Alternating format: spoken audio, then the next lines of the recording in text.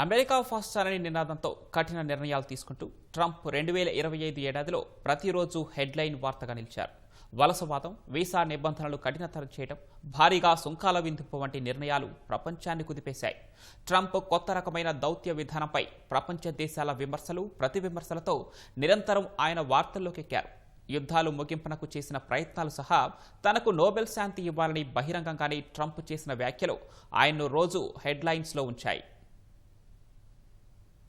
America అధ్యక్షుడు Donald Trump 2025 ఏడాదిలో ప్రతిరోజు వార్తల్లో నిలిచారు. తాను తీసుకున్న కఠిన నిర్ణయాలు, ఎగ్జిక్యూటివ్ ఆర్డర్లతో ట్రంప్ ప్రతిరోజు హెడ్లైన్ వార్తగా ఉన్నారు. అమెరికా ఫస్ట్ అనే నినాదంతో ఆయన తీసుకునే నిర్ణయాలు అగ్రరాజ్యంలోనే కాకుండా పలు దేశాల్లోనూ ప్రభావం చూపాయి. ఇవే ప్రతిరోజు ఆయన వార్తల్లో ఉండేలా చేశాయి. ట్రంప్ రెండోసారి అమెరికా అధ్యక్షుడయ్యాక ఆయన అమలు చేయబోయే నిర్ణయాల జాబితాను ప్రకటించారు. ఎగ్జిక్యూటివ్ ఆర్డర్లపై సంతకాలు చేశారు. ముఖ్యంగా వలసవాదంపై ఉక్కుపాదం మోపుతూ ట్రంప్ తీసుకున్న నిర్ణయాలు పలు దేశాల్లో ట్రంప్ను వార్తల్లో నిలిచేలా చేశాయి. వలసదారులను వెనక్కి పంపించడం, అమెరికా సరిహద్దుల్లో జాతీయ అత్యవసర పరిస్థితిని విధించడం, వీసా నిబంధనలను కఠినతరం చేయడం, పలు దేశాల పౌరులకు అమెరికా ప్రవేశాన్ని రద్దు వంటి నిర్ణయాలతో చాలా దేశాల్లోనూ ట్రంప్ హెడ్లైన్స్లో నిలిచారు.